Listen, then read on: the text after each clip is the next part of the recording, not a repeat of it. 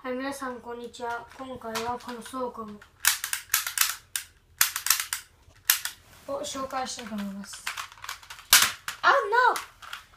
で、前紹介したこの倉庫と形一緒です。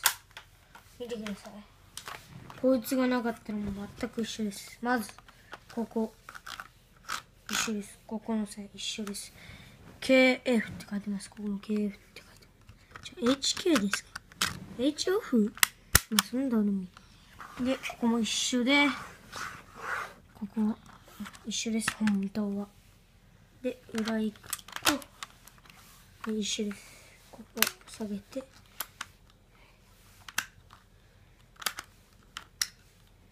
多分ね、こっち18金でこっち10金です。で、次。ここ。はい。ここ。はい。で、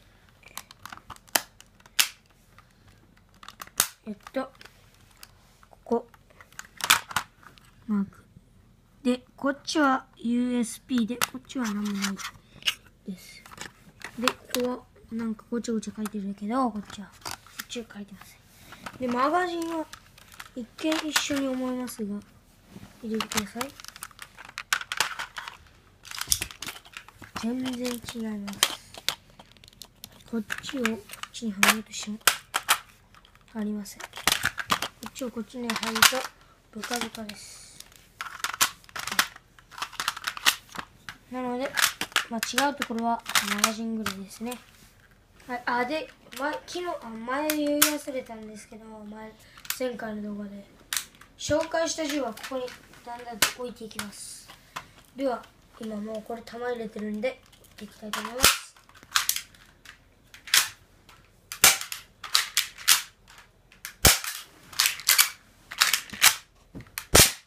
No。正直言うとね、これ18金なんですよ。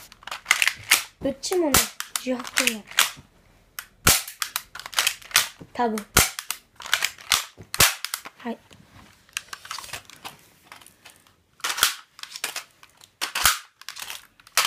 ソーコムでした。バイバイ。